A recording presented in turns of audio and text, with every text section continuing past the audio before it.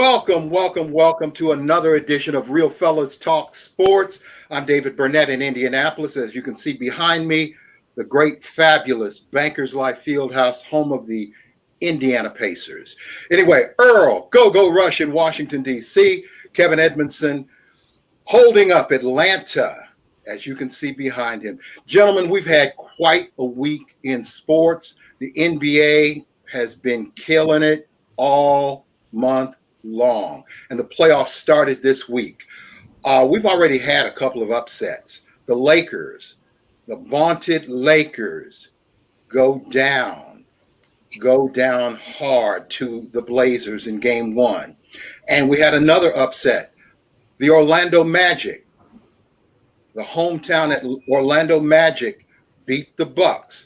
What do you think? Kevin, let's start with you. What's going on? Oh man. Hey, well, great to see you guys. Good to have another week going. I think the NBA bubble is, where do you want to start? You want to start with what's going on? What I think is going on is that the bubble makes the playing field even. There's no more home court advantage. You know, you don't have the advantage of a team having to travel. You don't have the advantage of a home crowd like Oracle cheering for you. So I think what you're getting now is you're getting to see real competition, not based on outside factors. So some of these teams that are hyped up, a lot of times home court advantage is a big thing. But now we've got teams playing on the same field, same playing field. So I love it, frankly. The teams, though, have scored a lot of points. I mean, a lot more points than a regular non-bubble situation. What's going on there, Earl? What do you think? Why are they scoring so many? As Kevin said, there are a lot less distractions going on. You know, you don't have to get tickets for your friends and all your hanger-on people who hang around you. You don't got to worry about getting tickets for the kids or your wife's or relatives' bosses and things like that. And it's pretty much too much to do down there except for focus on basketball. So they're really focusing, and the offenses are looking very, very good.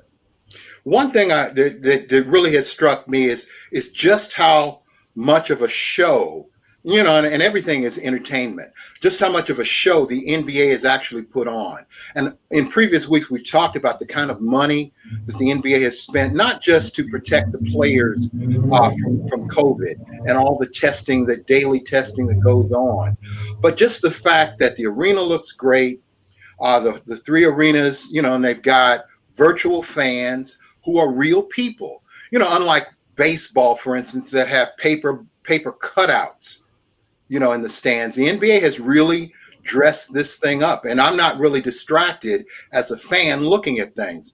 One thing I want to talk about are the bubble all-stars. Damian Lillard, earlier scored 61 points. Devin Booker has been a great player.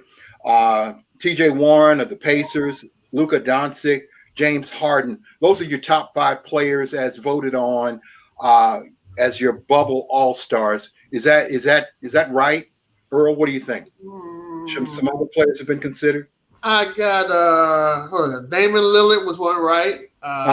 Booker, good. T.J. Warren, correct? Mm-hmm. Did we mention Luka Doncic? Yes, we did. Okay, and the 5th person I would say, James Harden. No, I can go with those. What do you think, Kevin? Well, call me semantical, but I think why we call it all bubble team, the bubble's still going on. It should have been an all seeding team. It wasn't, why would we do this a little bit early? The bubble was still going on.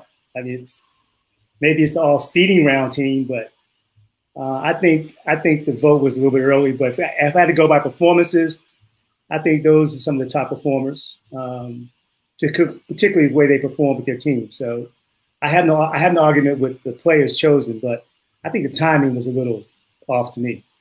Let me piggyback on what Kevin was saying. I just answered the question because I know we don't have a lot of time, and I don't want to really be difficult. But I don't think it should have been any kind of team call, because let's think about this. A lot of teams were already in the playoffs. A lot of people were resting. A lot of people were injured. You can't really go by that. So I don't really think it's appropriate to have an all bubble team because a lot of people didn't even have anything to play for. But that's what I'm saying. Yeah, the people that were named, I go with those 5. Yes. Okay. Well, yeah, and I think both you guys make a good point about should they have named an all bubble team this early. But that said, it was still entertaining basketball, and I've gotten a better chance to take a look at Luka Doncic, even though he wasn't the bubble MVP per se or the 8-game play-in MVP. He's still, I mean, he's a fantastic player, and he's only, 19, 20 years old? I mean, what do you think of him? Luka's a good player. Luka's a good player. He's going to get better. He has the complete game, except defense. He's got the complete game, offensive game. But again, I go back to the point of why have a bubble team? I mean, we knew some people going fishing like Devin Booker, and you want to get his name out there. I mean, I'm like, why all bubble team now? I still don't get it. Okay. I think Luka Doncic is great. Okay, I'm not going to stereotype. It doesn't matter what his nationality is or his color is. I think he's a great player, but he's young. Last night, he was blowing up. He was turning the ball like, he doesn't seem like he really agrees with a whole lot of real pressure too well. He was turning the ball over like crazy. Like this was his first time on the court. Well, he's got the ball in his hands all the time now. You can have the ball. You can have the ball in your hand, but you don't have to press and turn the ball over every time because you got the ball in your hands. Yeah. Is he the next Larry Bird? Come on, stop that. The guy just in second year. I hate these conversations. Like, is he the next Larry Bird? He played 50 games. Let him play 5-10 years, then compare him to Larry Bird. But okay, I hear you. That's fair. But I think what he represents, though, more than anything else, not just Luka Doncic himself, but the fact that this is a global league, and the best players aren't just Americans.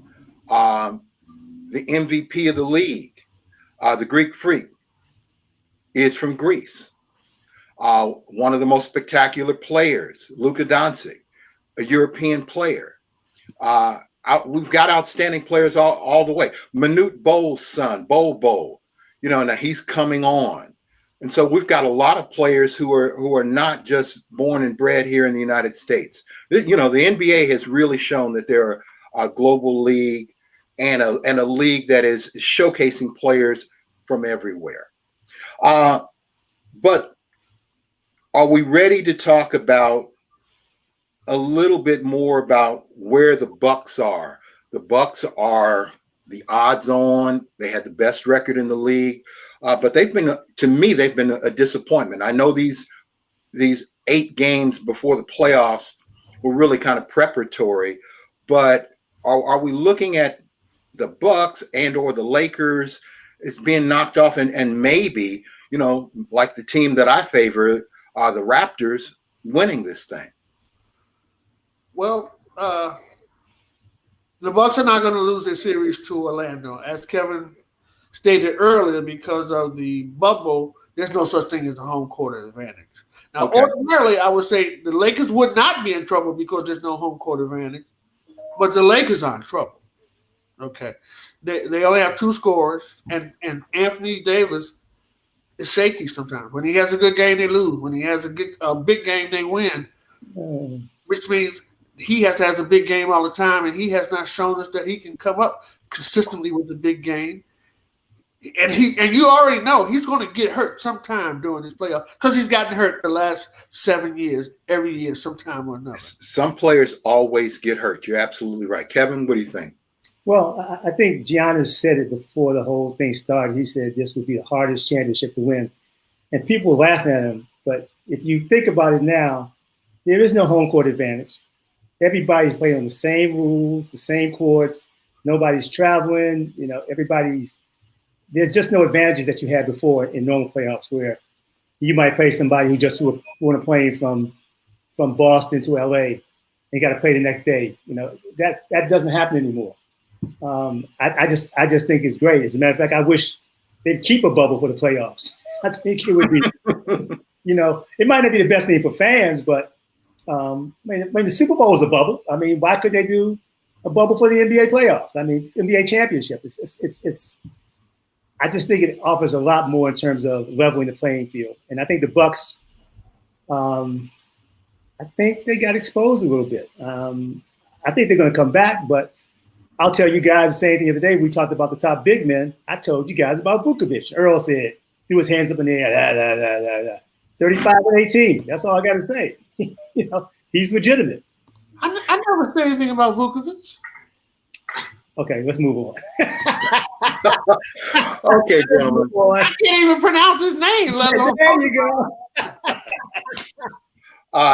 Just to run down some of the other teams that are involved in the playoffs, we got the Nets versus the Raptors.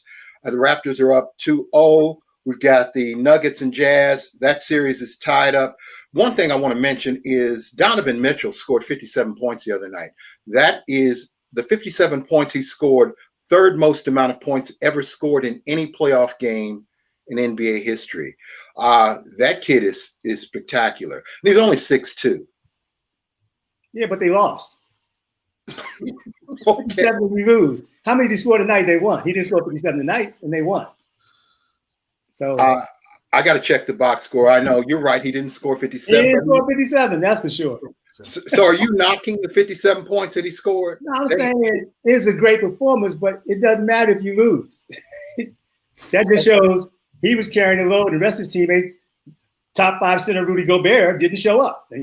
I think David wants us to give him credit for that, for what he did, which is great. I mean, 57 points is a lot of points. But I allude back to what you said last week. David was crowing about Rudy Gobert, and as I said, he's inconsistent, and he had an inconsistent performance the last 2 games. But we're talking about Donovan Mitchell now. We're not talking about Rudy Gobert. So let's move on.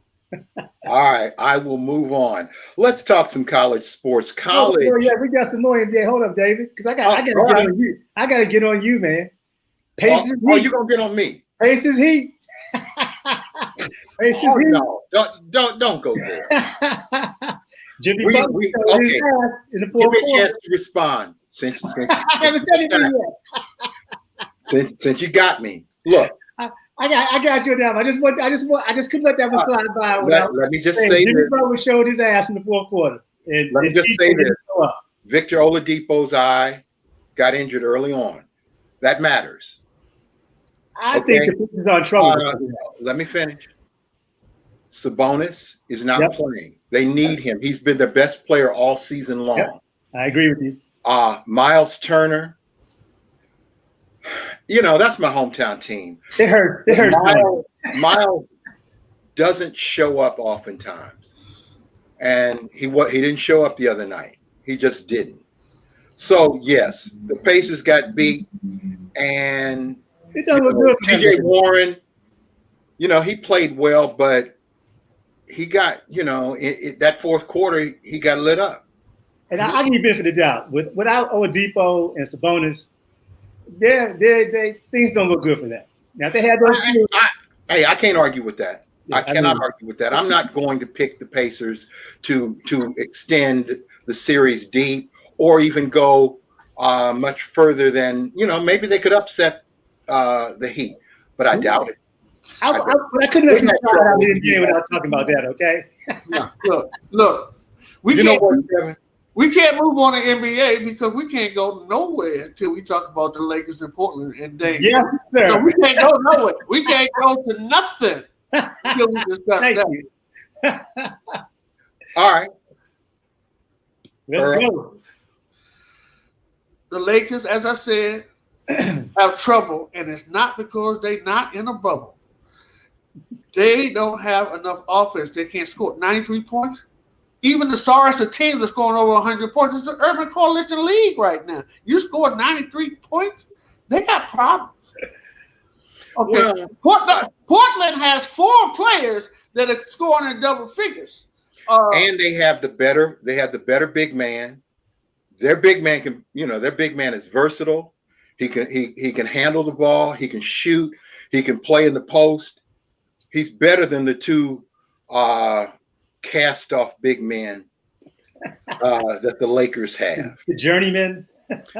Yeah, they're journeymen at this point in time. And look, on this note, and I'm gonna wrap this up, but Anthony Davis, he hadn't won anything. He hadn't won anything since Kentucky. So let's just stop talking about Anthony Davis. Well, like Shaq said, ain't enough. You got to do more, Anthony Davis. It ain't enough. You got to do more. That's the bottom line. Amen to that. All right. Now we're going to hold on. One more thing before we go. Hold on. All right. Look. In the beginning of the season, mm-hmm. the Lakers organization had Frank Vogel, and they had two other assistant coaches that have been head coaches. They did that for a reason. Anthony Davis is letting the Lakers down, but the Lakers need a coach. Vogel is tripping. He needs to put Kuzma back in the lineup.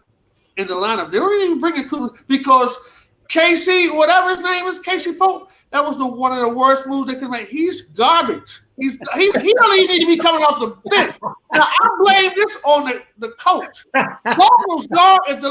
The Lakers are not going to win it all, and Vogel will not be the coach next year. Hey, this is everything I want to say. Anytime you got Caruso and KCP and Dion Waiters is the guy you bring off the bench, you're in trouble. I'm sorry. Caruso looks like a guy that is playing in somebody's AAU league. I'm just sorry. He just doesn't look like a player. Come on, we're going to move on now. All right, let's move on. College sports. And the ACC, SEC, and the Big 12 say they're going to play football. Do you agree? I don't think any league should be playing right now, David. I don't think the NBA got lucky. They didn't get lucky. They did a lot of preparation. As you say, no bubble, no trouble. You're a lot of trouble. If you're not going through the precautions to make it safe for everyone, you should not be playing. You just should not be playing. I don't know what's so hard to understand about this. Well, one thing is that's complicating everything. Two ACC teams. Notre Dame is an honorary ACC team in football this year, and they have closed the campus to on-campus study this week. Yet, at this point, it appears they're going to still do an honorary ACC football season. The University of North Carolina has closed in-person schooling as well, another ACC team. So if you're not letting the students come on campus to take classes, should you be playing football, Kevin? Well, it's a tough. I mean, it's just like open up all these schools. What did they think was going to happen when they open up all these schools? I mean, even high school, elementary schools. It's a social situation. So they open up these college campuses. All of a sudden, students get sick. They send them home. I mean, if they talk about playing games with no players. And I heard some school talking about, well, we're going to play with 30% capacity. And then 2 hours later, we're going to play with 25% capacity, which means they are clueless about what they're doing. So it's like so fluid that I just don't, unless they come up with some type of bubble concept with no fans, and you can protect the players, I can see that happening. But I don't see how you do a bubble like that in college football. I just don't see how you do it, particularly when you got conference teams, unless they have a traveling bubble, a bubble that rolls down the road. I don't. Well, and I think you raised an interesting point. It's going to be it's difficult to do this. And right now, we're really talking about of the big name teams. We're right at about 36, 37 teams that we're talking about, and 3 conferences. The Big Ten came out today and said, look, despite what the rumors that are out there, they're not going to change their minds about closing down the season and trying for the spring. And I think the Big Ten is probably doing the right thing. And so is the Pac-12. I would agree. I heard there's a certain medical condition associated with your heart. Mm-hmm. That football players are, because of their girth and mass, they're more impacted by this, and it's directly correlated. coronavirus. So I think it's called Mike. I can't think of the name of it, but if that's a known fact, I think these administrators and coaches that are encouraging these teams to play, I think they're delinquent in their responsibility to take care of these kids' lives. I just really do. Well, one of the things that, apparently that was one of the factors that caused the Big Ten to say, no, we're going to shut this thing down. Right. But the SEC, the biggest of the big dogs. You mean the Bubba's? Play. The Bubba Conference? Oh boy, sounds like we got a little bit of Southern bias there. Oh man, I'm down in Georgia. Trust me, I know. You're in Georgia, right? They're the number one state that has the most coronavirus cases. Georgia, yeah. It was Georgia that had the school that had the crowded hallway, right? Yeah, and this is how they think. They suspend the girl for taking the picture instead of suspending the principal for allowing that to happen. Boy. Look, the priorities are different down south. Don't you wish you were back in D.C., Kevin? No, I can't afford to live in D.C. Well, Earl can.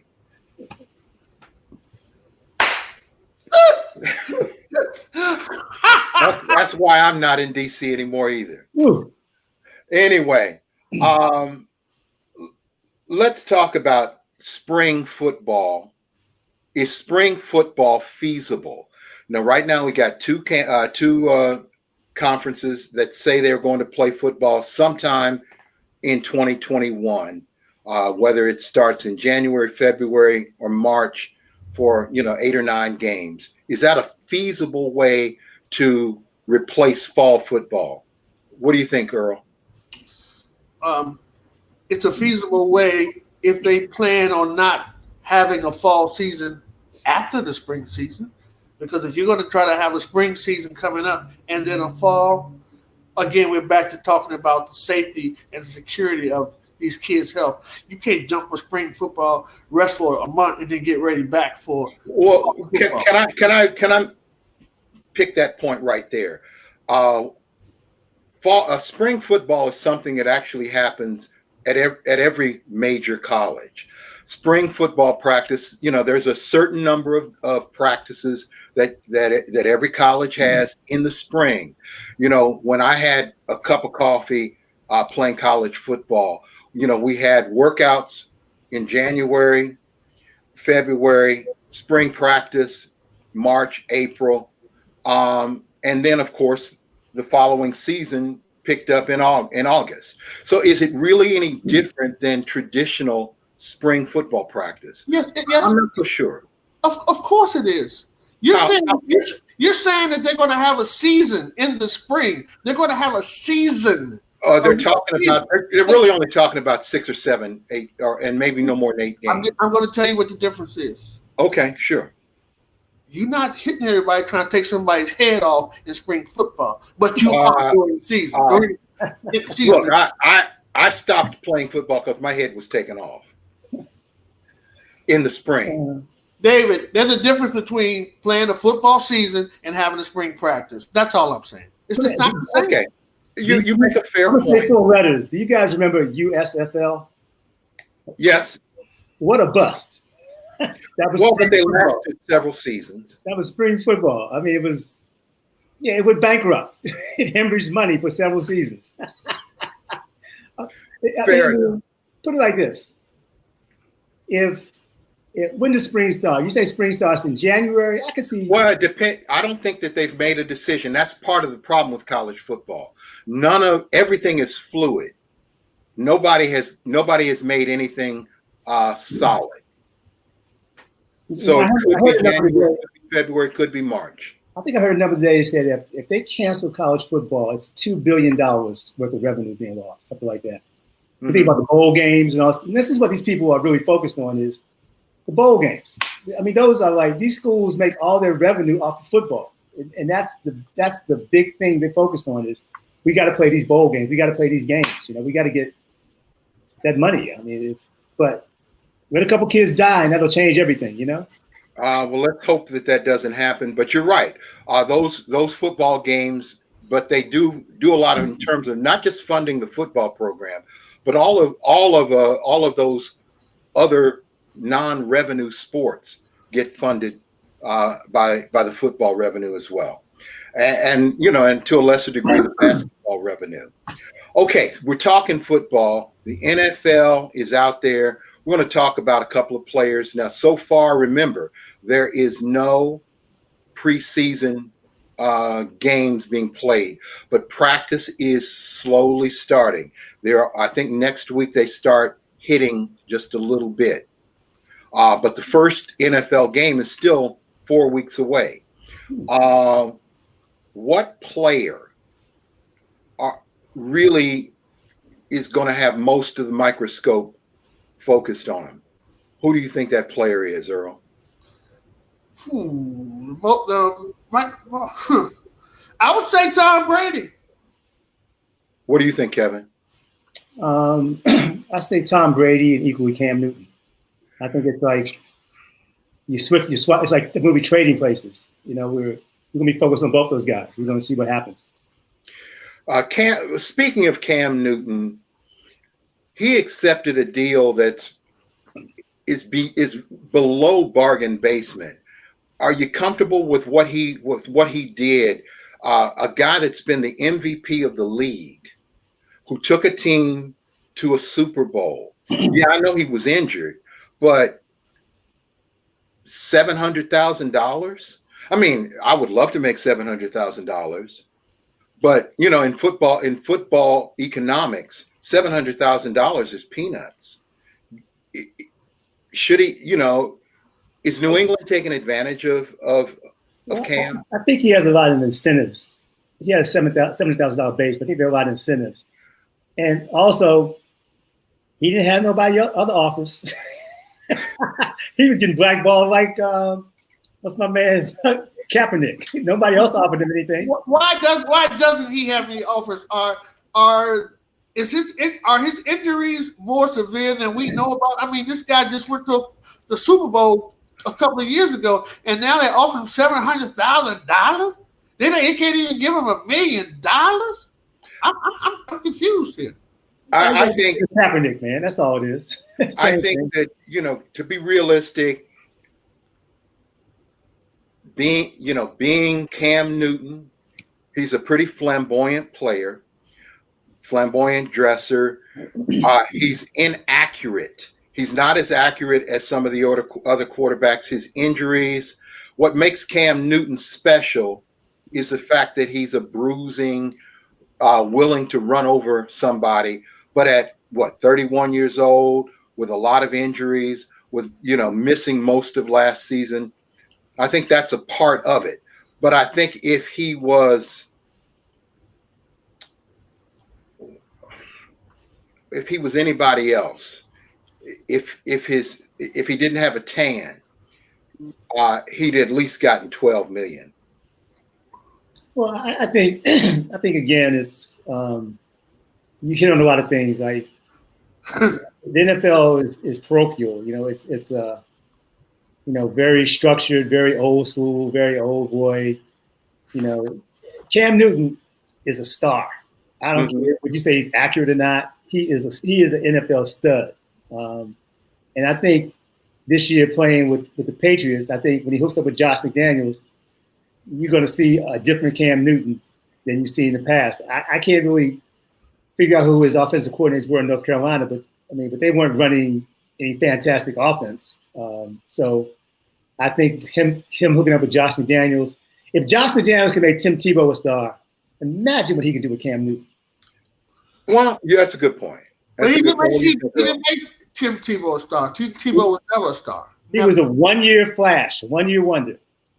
And Josh McDaniels was his coach. Yeah, one-year flash. We're not going to play semantics here, but a one-year flash and a star is not the same thing. But let's move on. That's what I'm saying. Cam Newton is a star. That's what I'm saying. If you can take garbage like Tim Tebow, and make him out to be like, going to the Pro Bowl, come on.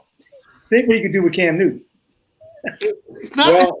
Cam Newton has to have somebody to throw to. New England's offense is horrid. It always has been horrid. Except Randy Moss, they never had anybody. Well, I think you're going to see more running offense, more structured running, controlled offense. That's what you're going to see. I think you've been a bit unfair. Tom Brady made those guys catch some passes.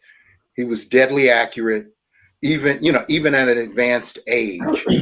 So I don't think we can say that their offense was that terrible. I mean, every year Tom Brady was throwing for more. Their receivers weren't even better than Indianapolis's receivers. I mean, they've never had no receivers. But they win the Super Bowl. And that's what I'm saying. It's the offensive game plan: the dink, dunk, run, mix it up. And now he's got a stud who can run the ball. Cam Newton has a new dimension that Tom Brady can never do. That's true. Can run the ball. That's true. That makes a big difference. That does make a big difference. Are there any other players that we're really looking out for this year?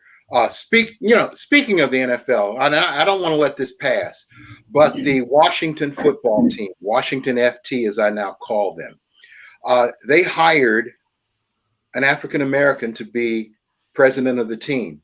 That's a pretty impressive step for Washington. Has the Washington team cleaned up its act, or do they still need to get rid of Dan Snyder, the owner? I don't think they've cleaned up their act. They're making a good attempt to try to make some changes. The Redskins team has been the most racist team since you and I and Kevin have been watching football. But the move that they made, it was an awesome move.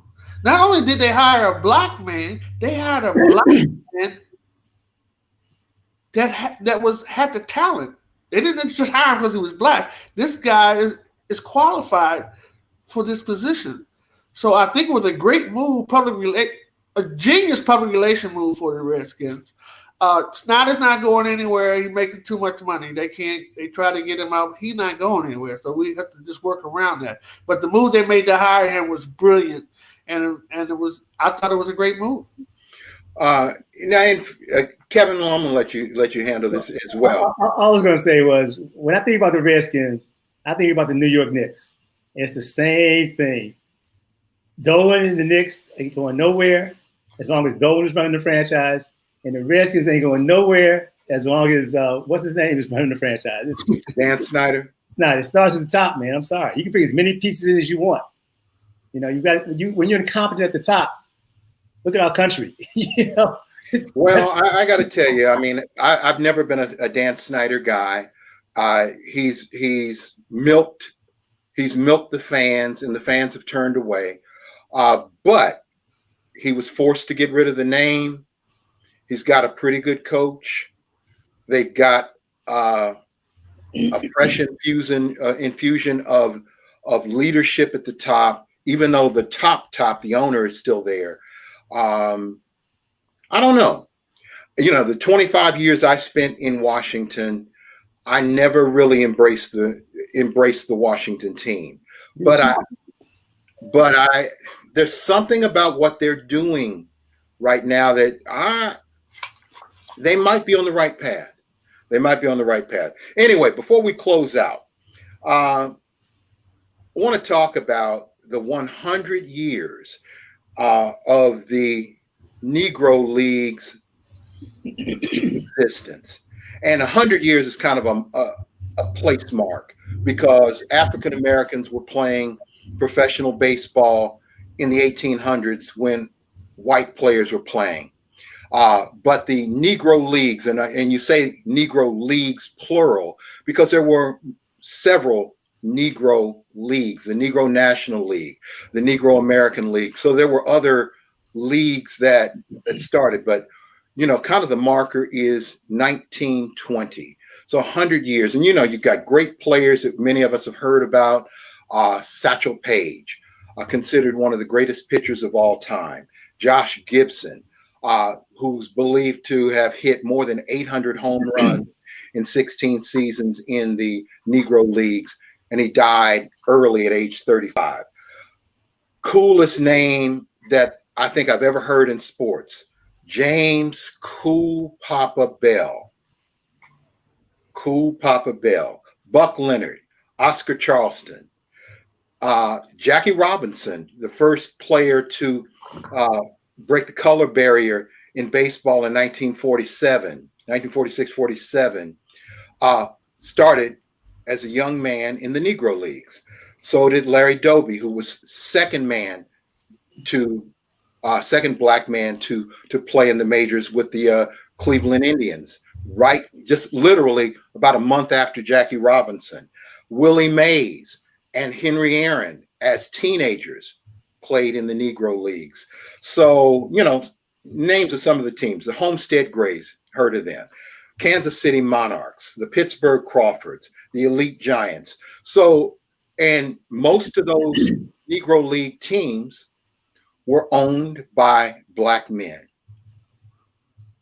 How should we look at that? I mean, should we celebrate 100 years of black achievement, or should we be angry that white folks didn't let us play in the major leagues? What do you think, Kevin? Well, in the history of sports in America, before desegregation, the black athletes played in their own sports, whether even at the college level. The Gramblings, the Southwest States. I mean, these teams had great black athletes. And then desegregation, basically, or integration, however you want to call it, basically took all these great athletes from these great black teams and integrated them into these major white teams because of the money. And it kind of left these leagues in shambles. And I think there's a sad story behind the Negro League when it comes to that, because you name of all those players you named, they're all Hall of Famers, and they all came from the Negro League. But the Negro League doesn't get any recognition. I bet you ask the average 25-year-old about the Negro League, he'd be like, "What are you talking about?" So I think it's part of our history. It's part of our legacy, and it needs to be honored. But I think it also needs to be recognized, the fact of what actually happened. And in case of what we're going through right now with the social justice, the timing is good to bring it up and talk a little bit more about the Negro Leagues.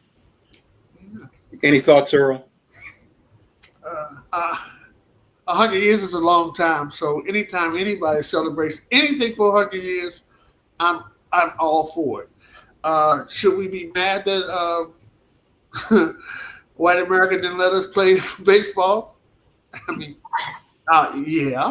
yeah, I think that we should. But we move on, we struggle on, we survive, and here we are now. They're talking about playing a Negro song in a baseball league, even though we only have over 23 players that are black in the MLB. So it's all good.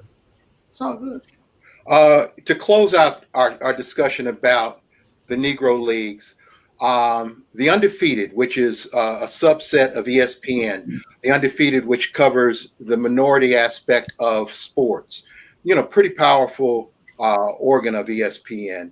And one of the writers suggested that the MVP award in baseball, which is named for Kennesaw Mountain Landis, one of the white guys in baseball, the MVP awards are named for. Who? Kennesaw Mountain Landis. That's a mountain up around the corner. Kennesaw Mountain Landis. But the MVP award should be renamed in honor of Josh Gibson. Josh Gibson, one of the, as much of an icon as Babe Ruth is to baseball, to the bigger baseball, Josh Gibson is an icon in Negro League baseball. 800 home runs is 800 home runs. Is it fair to think about maybe renaming, or is that a token suggestion? I'm sorry. Go ahead, Kevin. Go ahead. No, go ahead, Earl. Go ahead. It's definitely a token suggestion. No black people don't play in baseball. We don't watch baseball that much. It's too expensive. It's a token gesture. We'll take any token gesture we can get right now because America is in shambles, and anytime they can do anything that helps right racial injustices, that's fine. But it's a token gesture. Come on, nobody cares about baseball. Well, let's just be clear here. Again, it was just a suggestion from a writer. Yeah, It's a writer. so you asked me was it a token gesture? Yes, it was a token gesture. Yes. Okay, all right, I Kevin. think it's in vogue given the times. I would go so far as say it's a token, but I would say it's in vogue given what we're going through right this time right now. Bring it up 5 years from now, then we'll see if it's. And just in terms of the history, now all three of us were not born when Jackie Robinson broke the color barrier, and then Larry Doby followed him just a few weeks later to break the major. That was a big deal for African Americans at that time. A huge deal for sports. The shame is it somebody like Josh Gibson, who died young, never got to showcase his skills in a regular Major League Baseball game against the likes of a Babe Ruth. That would have been pretty phenomenal to see that, and for his name to be etched in the so-called legitimate baseball record books. Anyway, I just wanted to end our show on that note. The Negro Leagues, they were an important part of our history. We've had to fight injustice for centuries, but we've overcome as much as we can, and we still have a long way to go.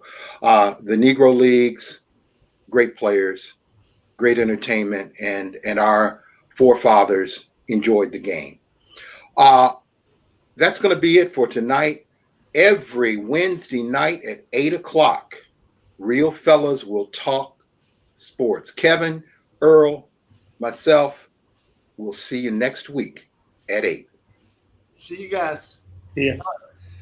See you guys next week. All right. All righty.